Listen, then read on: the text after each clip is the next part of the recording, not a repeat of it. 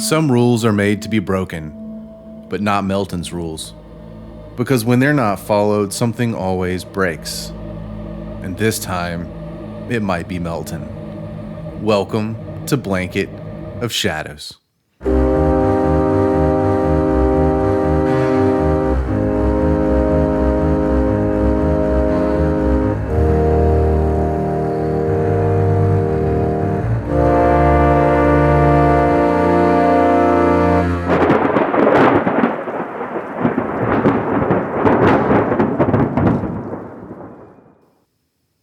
Melton stopped rocking his chair on the dock outside his small home and looked at his watch.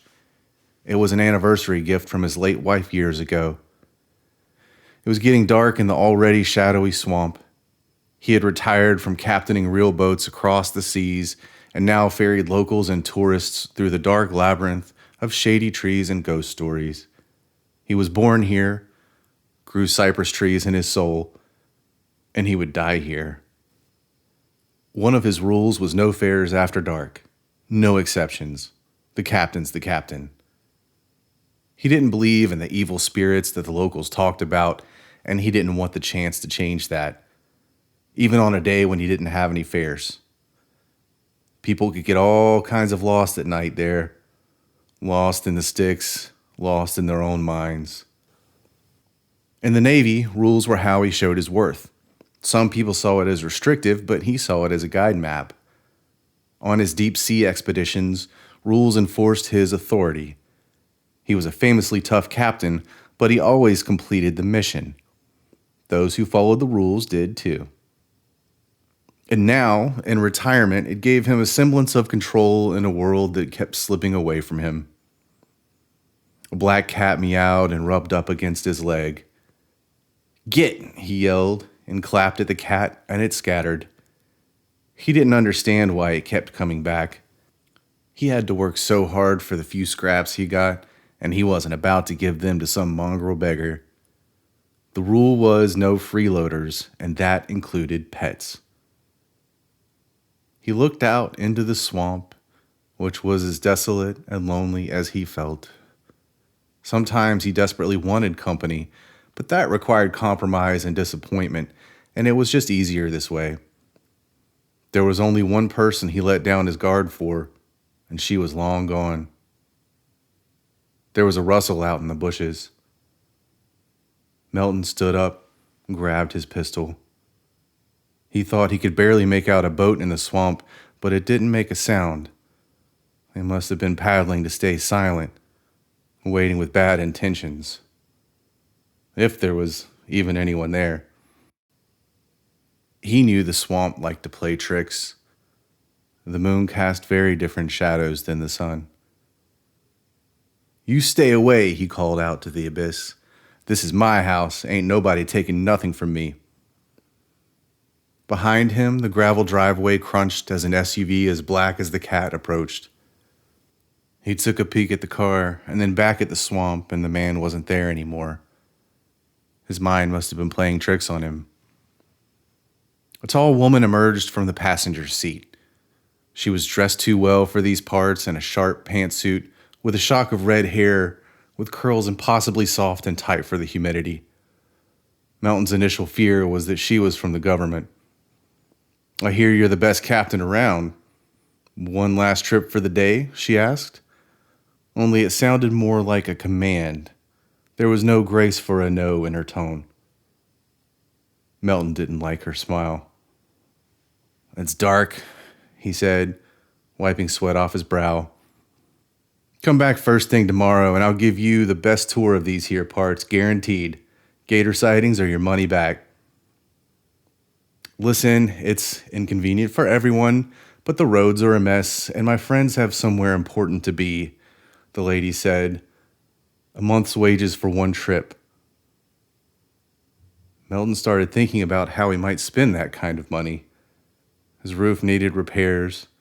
His pantry was getting thin. He needed glasses at some point. No, he told himself. The rule's the rule. "Sorry, ma'am," he began. The woman waved, and the driver, a strong man in a black suit and sunglasses, got out and opened the back doors. helping out an old man, a woman with a baby, and a blind woman with a walking stick. "The old Wilson dock by the first church," the woman said. "4 souls on, 4 souls off. Your payment awaits." That church had been abandoned for years and it was falling apart. Why would anyone want to go there? "I require payment up front," Melton said. "That's the rule." The lady smiled and disappeared into the SUV, which then itself disappeared down the gravel road. Melton sized up his unexpected fare. Nights could be dangerous and none of these sailors would be useful in a bad situation. Swamp ain't safe for healthy men at this hour, not to mention... "Follow me," he said. He dropped his pistol into the cooler box. "Stay seated, follow every command. Those are the rules. No exceptions. I need to get my flashlight." On the John boat, a small flat craft with a motor much smaller than the airboats used in more open areas, Melton drove on in awkward silence. The crickets were singing, and the moonlight was bright. Every now and then a gator would bellow. He tried to see the beauty in the moment, but something was off. "What's so urgent on the other side of this?" he asked. No one answered at first. They just looked at each other and fidgeted. "A funeral of sorts," the old man said. "More like a reunion," the blind woman replied. "Look, we just want to be with our family," the mother said, cradling her baby. "Family is the most important thing. Do you have a family?" The closest to family Melton could think of was the cat that always tried to mooch off his food. He shook his head. He was very much alone, and he missed his wife so much. Behind them, Melton thought he could hear another boat above the small motor. And he looked back, and sure enough, it was there. But it was driving without any lights, reckless and illegal. He blinked a flashlight at it to urge the captain to turn on the lights, but they stayed dim. So he shone the light on the boat steady, and it quickly turned down a different path to evade the beam. Melton got the same feeling as when he thought he saw the boat earlier. He turned off his lights too and killed the motor. He grabbed an oar to push the boat behind a group of cypress trees with wide root bases. Melton opened the cooler box. It was empty. "Where's my gun?" he asked. "I took it off before we left," the mother whispered. "I didn't feel safe with it on board." "What's happening?" asked the old man. "We have somewhere to be." Melton put his finger to his lips. "Everyone be real quiet for a minute," he said, urgently and hushed. He couldn't hear the motor, but he knew the boat was out there. "Focus on the mission," the blind woman said, staring straight ahead. The fact that it sounded like something he would say irked him to no end. "Hush," Melton urged, his heart beating slightly faster in his chest. The boat appeared again, slipping out from between some trees. Its motor cranked up, and it slowly went past them as they waited silently. The others on the boat were all on edge like Melton, except for the blind lady, whose expression never changed. She found some amusement in the situation that wasn't shared by her fellow passengers. The other boat ahead stopped its motor and floated along for a moment before its captain darted the beam from a flashlight all around the swamp. All was still for a moment, and the other captain turned off his flashlight, and they thought that they were safe.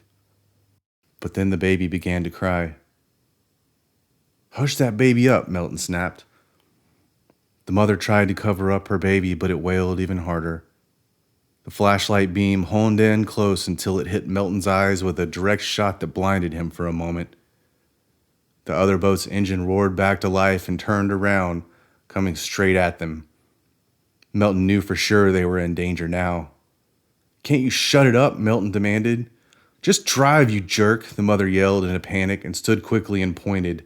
"Are you the captain or not?" "Sit down," Melton commanded. "Everyone hold on."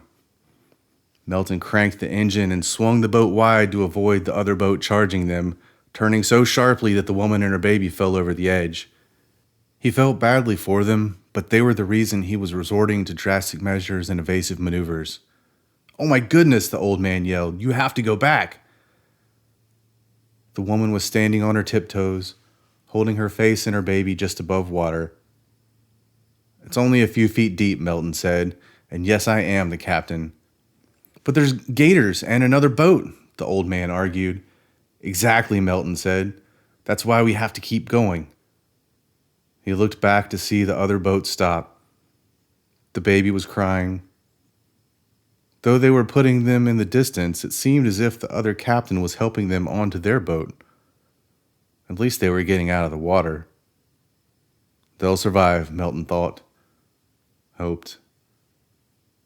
"Yes, but will you?" the blind woman asked without turning around. Melton glared at her, wondering if she'd actually heard his thoughts. "We'll call for help when we get there," he grumbled. "We can't do anything right now without putting us all at risk.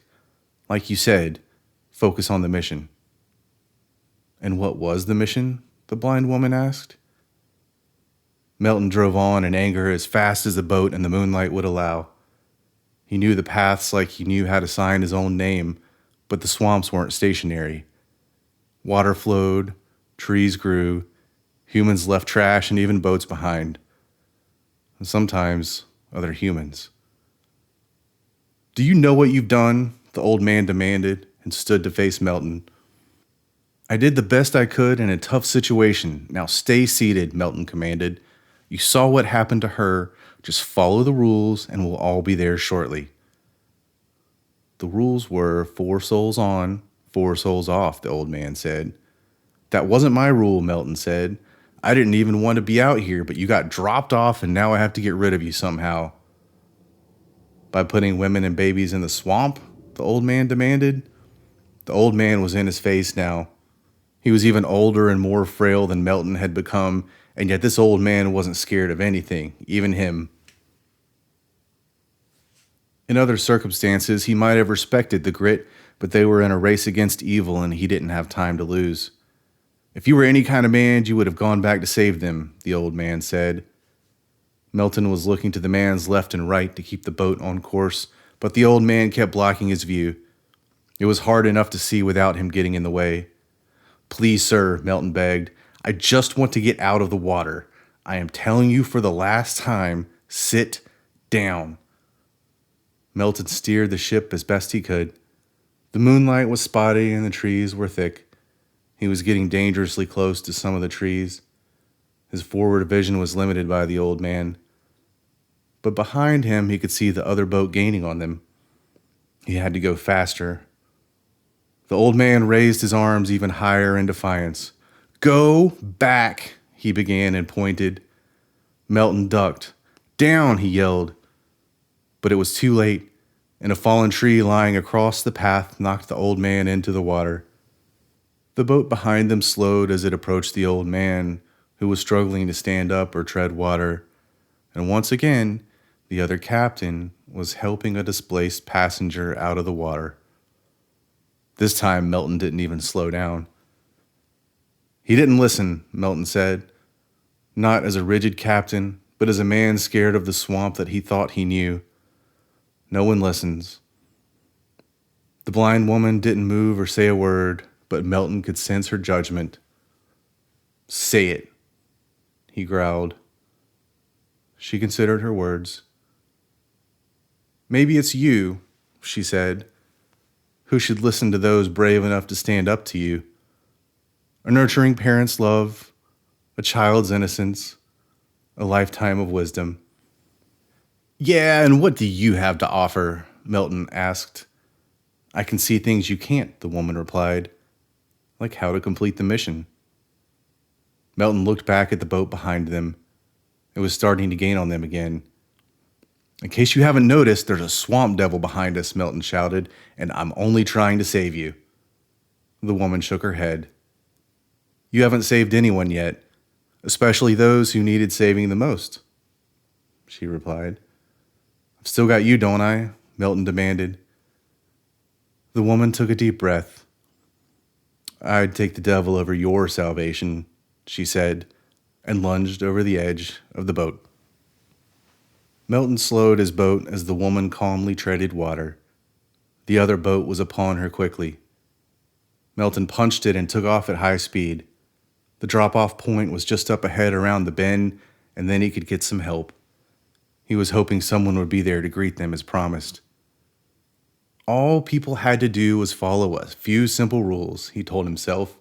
It was all their faults. But he wasn't sure he believed it.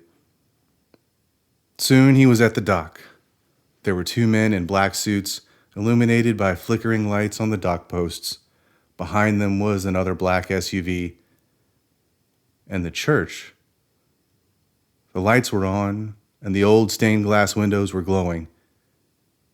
It wasn't possible. "Hey," Melton yelled as he approached. "There's someone out there. We need some help." But just then, the other boat showed up. The other captain, along with the other passengers. The passengers were covered in blankets and shivering. "That's him," the old man shouted and pointed at Melton. "That's the crazy man who put us in the water." The two men in suits unholstered their guns and pointed them at Melton. "Don't come any closer," one yelled. "No," Melton yelled. "You don't understand." The other captain turned to Melton and smiled. In the moonlight, Melton could see his face, and it was like looking in a mirror. It was his face. The swamp devil was impersonating him. He knew he shouldn't have broken his rules. "Let's get those poor souls inside," Other Melton said. "It's not safe out here this time of night." "Thank you for completing the mission," the man in the suit said as they helped the passengers onto land. 4 souls on, 4 souls off. The other man in a suit fired a warning shot at Melton. Melton turned on his motor and started heading back, but his motor stalled out and wouldn't start again. He looked back to see the men in suits handing Other Melton 4 gold coins that clinked into his outstretched hands. Another warning shot. Melton grabbed an oar and started paddling. It was awkward to paddle a John boat and hard, but possible, and he wanted to live. He just wanted to get off the swamp and back to his house. Soon he was into the thick of trees and the dock was out of sight. After a few minutes, Other Melton sped by on his John boat. After a few hours, Melton arrived at his cabin to find Other Melton sitting on the porch. Other Melton was trying to feed the cat bits of his fish dinner, but the cat wasn't having it. Melton realized that the cat knew it wasn't him. And Other Melton realized that Melton was approaching. "You stay away," Other Melton called out to the abyss, laughing. "This is my house. Ain't nobody taking nothing from me." Melton paddled the boat toward the dock and into the light. Other Melton leered at him. "I was hoping you'd chicken out," Other Melton said, raising the pistol at Melton. "But we can settle it this way." Melton slowly walked towards Other Melton. He was so exhausted that he was either going to get back into his bed or retire from life like he retired from the Navy, with honor. "That's far enough," Other Melton said. "I think we can see how this ends."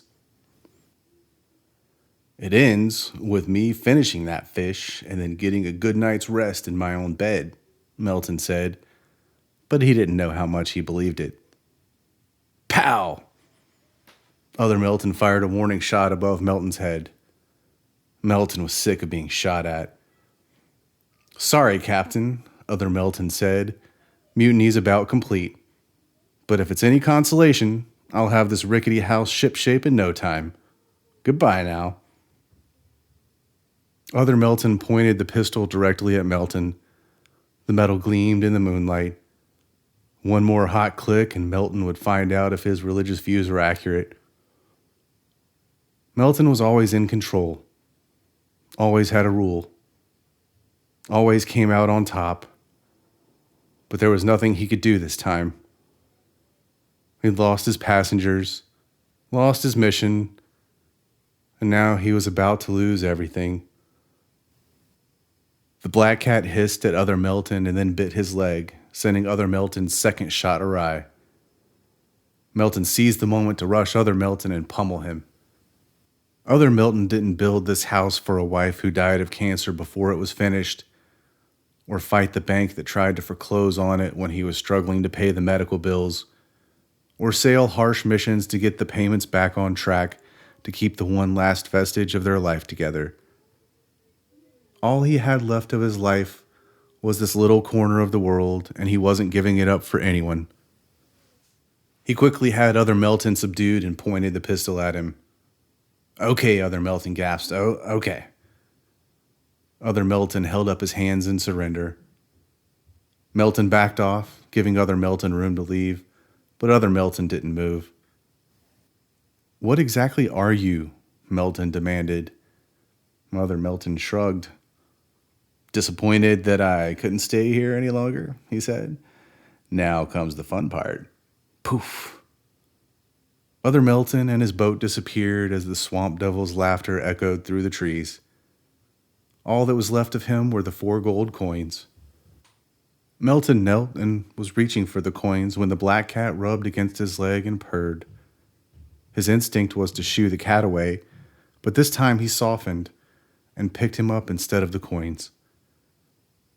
Having just one ally in this cruel world had made all the difference after all of his failings, and he wasn't about to take it for granted. "We need a name for you," he said, settling into his chair on the dock and thinking about how close he'd come to losing everything. The cat just purred and purred, happy that he'd finally won Melton over. One of the things that Melton and his wife had argued about were animals. She was a bleeding heart, and the stray critters of the swamp knew it. No matter how many times he told her not to feed the animals, the cats and raccoons knew where to go for a snack. After she passed, every critter that showed up wanting food was a reminder that he didn't have the heart that she did. "Chaos," he said, scratching the cat behind its ears. Melton picked a piece of fish off the plate, and Chaos happily ate it out of his hands. It wasn't Melton's finest day, but he had the capacity to do better. And he wasn't alone anymore. "That's right," he said, scratching the cat behind the ears. "This is our house. Ain't nobody taking nothing from us."